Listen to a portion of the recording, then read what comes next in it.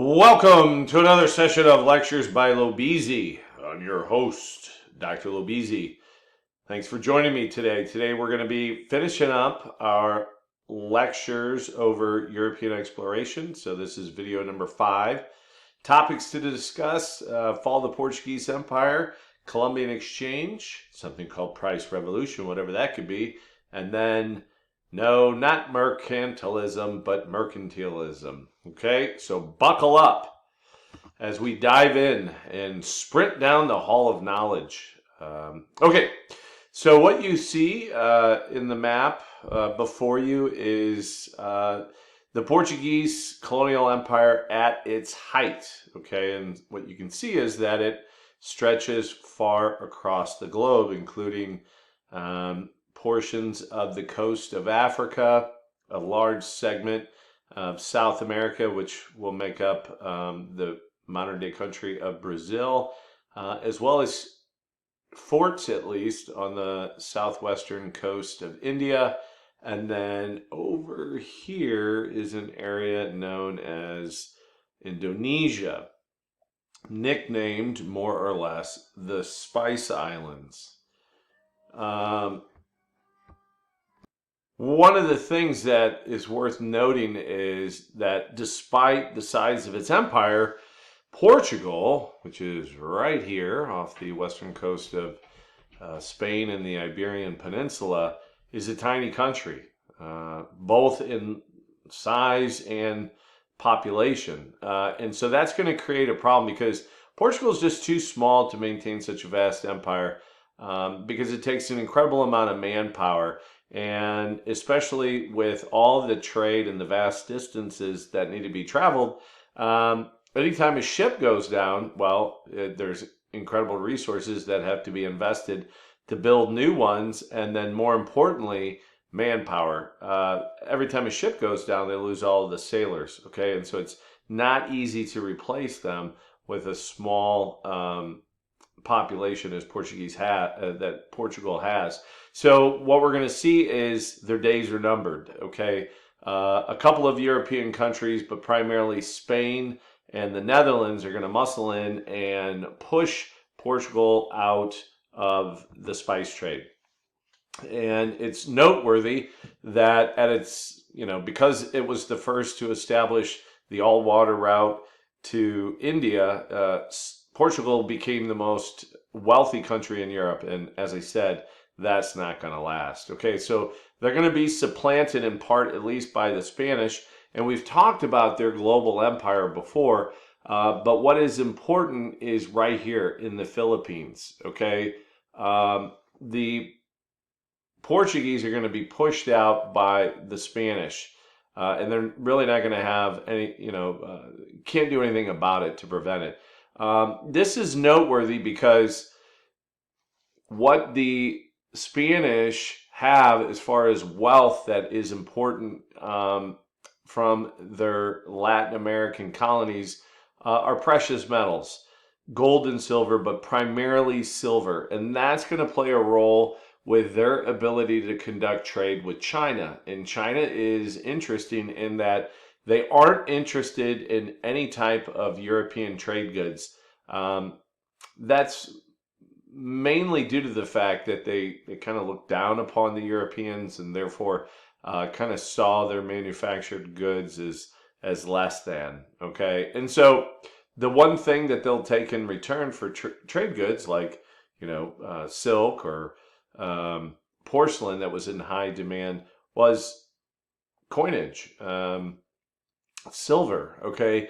And so the, location here to these not spice, but silver mines makes it easy for them, or relatively easy for the Spanish to cross the Pacific and then use the Philippines as a point to make contact with China, purchase those goods, and then send them back to Spanish colonies, and then eventually make their way back to Europe or Spain.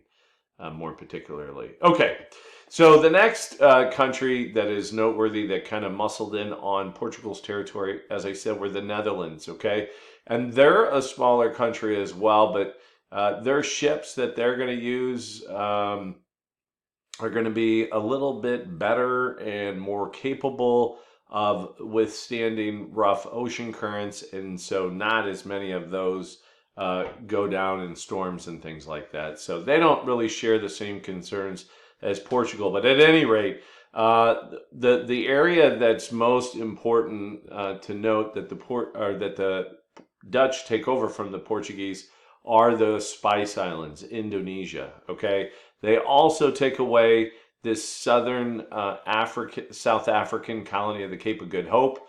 But what's most important is this. Okay, and so when the Portuguese lose this to the Dutch, they're completely kicked out of, or not completely, but mostly kicked out of the spice trade. Okay. And then let me move my head so you can see this map overlay of Indonesia over Europe.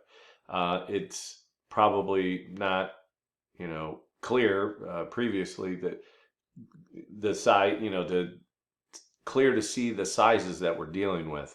At any rate, the next thing that I want to talk about is a unique business venture that takes place. Okay, that's something that isn't seen with neither Portugal nor Spain, and that is the creation of joint stock companies to be responsible for that overseas trade. Okay, so when we talk about Portugal and Spain, these efforts were led by the government. Well, that's not the case.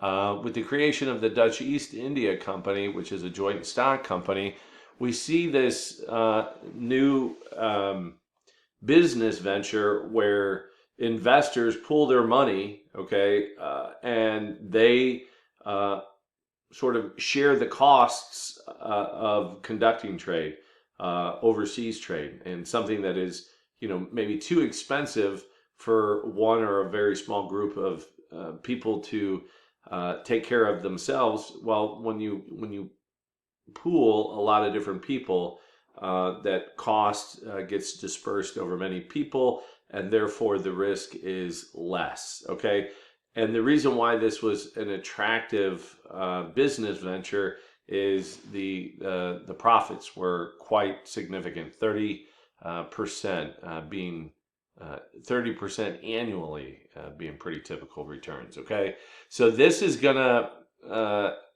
become more common with other European countries, the establishment of these joint stock companies. Okay, so the next topic that we want to talk about is the Colombian exchange, and again, let me move my head. We see, based on this map, it's the global exchange of plants, animals, and diseases between the new and the old world, okay? And so when we say old world, we're talking about Europe, Africa, and Asia, and then the new world is North and South America. We'll talk about these goods, these plants, animals, and diseases a little bit more later, but what I want to note is that from the very first arrival of Columbus in 1492, this exchange begins to take place because he brings back with him to Spain not only natives but various tropical plants and even some wildlife like birds. And then upon his return for his second journey, he brings over 1,000 Spanish colonists along with animals, and then inevitably the diseases that come with them.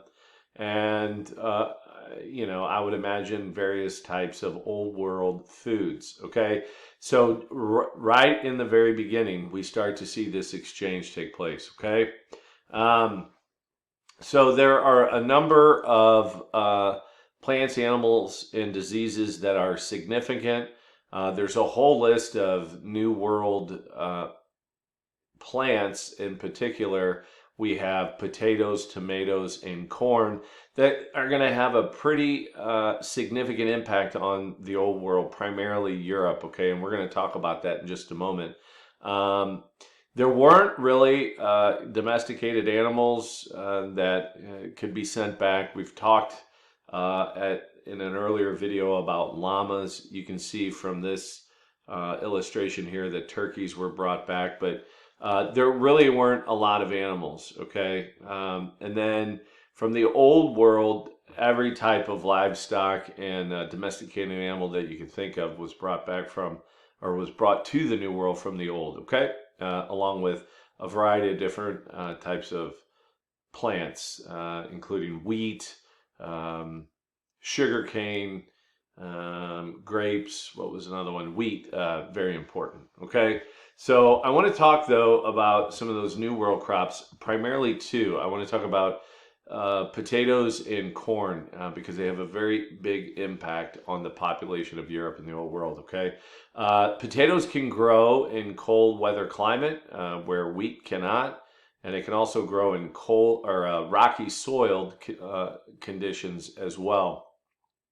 It can grow in cold weather because it is a root crop, meaning it grows on the ground, okay? And the other thing that's important about the potato is that it's really considered a superfood, meaning that you can live off of the potato. Everything that you need for survival is readily available within the potato. So we're talking about protein, carbohydrates, and the two vitamins that you can't do without, and that's vitamin A and vitamin C, okay? So they have an adequate amount of all of those nutrients, okay? And so it is quite possible, as the Irish peasants can contest, you can live off of that with really no other types of food. And so that crop, along with corn, are pivotal in helping the population of Europe double over time, okay? So during the 1500s to 16th century, it doubles from 65 to approximately 130 million, okay?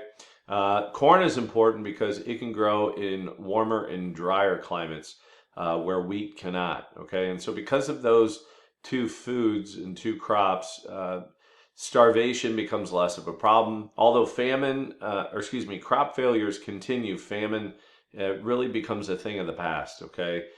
Because with those two additional foodstuffs, food surpluses are possible, okay? And so starvation becomes less of an issue, okay?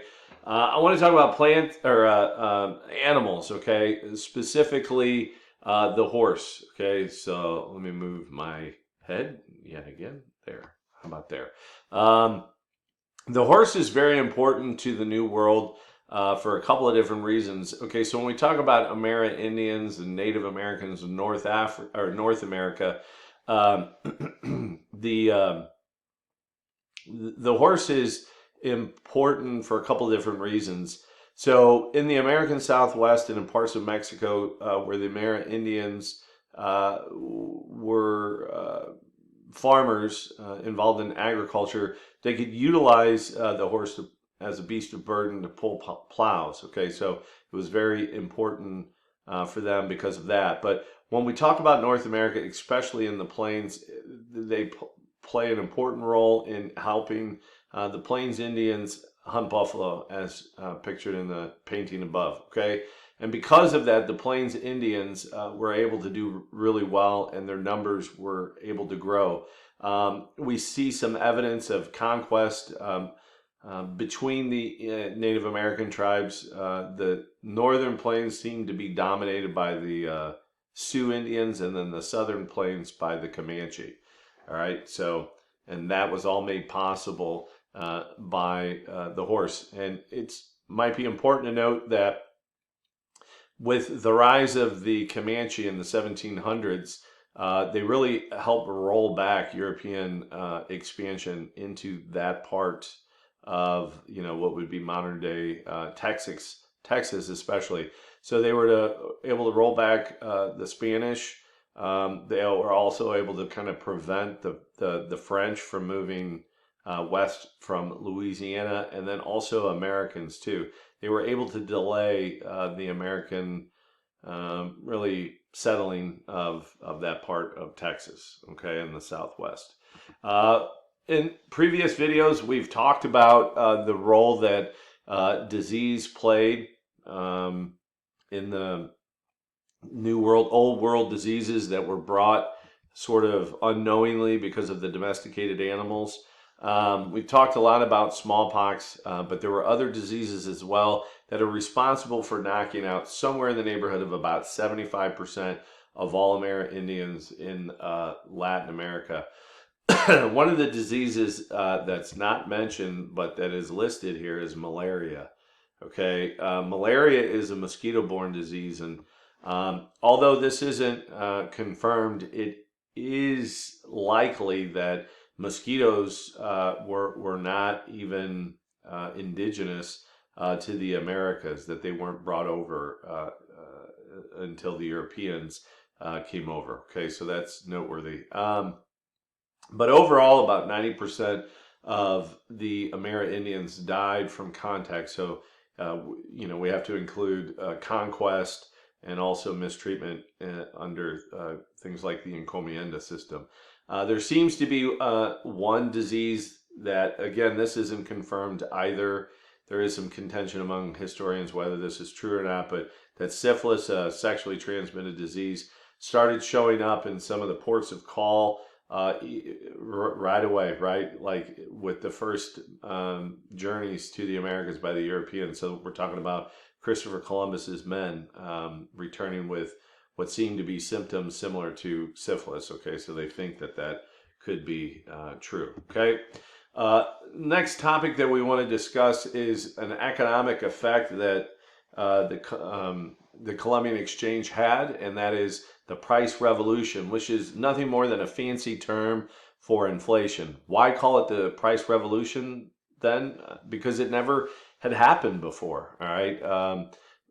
Prices in Europe remained relatively flat, not just over the years, but the decades and even the centuries. So there's really no history of price increases. But with the Columbian Exchange, we start to see inflation rates of about 2 to 3% annually become the norm. And a lot of that is due to the fact that there was just an influx of so much gold and silver coming from the American mines, especially into Spain's economy, but overall Europe's economy at large. And, what I mean is currencies. It's being, these gold and silver is being coined, and so it's being injected into the money supply. The other thing is that because of the increased or improved rather nutrition, we start to see an increase in the population of Europe. And so what that is going to lead to is an increased demand for consumer items. Okay, so for those two reasons, we see inflation. As I said, even though it seems pretty low, 2 to 3%, wages don't tend to keep up with it. So it is going to contribute to a decreased standard of living for most people. All right, so that's going to lead us to one of our final topics, and that is mercantilism. Okay, and that is by way of the term colonies. All right, so we've been talking a lot about the colonization of the New World by especially the Spanish, and the definition there is for what a colony is, but it's really going to lend itself to a new form of economic system called mercantilism, which is really like proto-capitalism, meaning like early version of capitalism. Okay. So what mercantilism is a set of economic policies where governments sort of play the role of the cheerleader for their country's, economic well-being.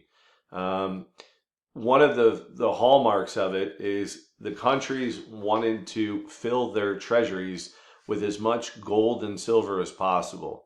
Well, if that's true, then what they have to do is establish what's called a favorable balance of trade. And what that means is they have to export more than they import. And they want to limit imports as much as possible. So what that means is a country is going to have to be, as best it can, be self-sufficient, meaning it's going to produce everything that it needs domestically.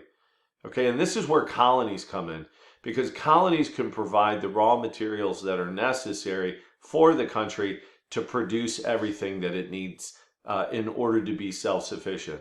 So colonies provide the raw materials. then the mother country can manufacture everything possible that is needed, and then export whatever it doesn't need to foreign markets. And the hope is that other countries will purchase those trade goods with gold and silver, therefore, or thereby filling up the state treasury with as much gold and silver as possible. And the idea was the more gold and silver a country sat on, the more powerful it would be, because it would have more money left over for, like a supposed rainy day. They created this favorable balance of trade through something called tariffs. And a tariff is placing a tax on imports. That was done to sort of discourage their country's subjects from buying things from foreign countries because they were more expensive. That's to help, promote domestic production and to help keep those jobs in-house or in your own country. And then the next was through the use of subsidies. And the subsidies were governmental support to its own industries. So like loans or just grants or things like that to kind of help countries get off the ground. Like, for instance, shipbuilding. That's a very expensive endeavor. And in order to encourage that, the government can offer loans or grants to companies so that they'll get involved in those types of activities. Okay, so that pretty much wraps things up for today. Thanks for watching, and don't forget to hit like and subscribe. Catch you later.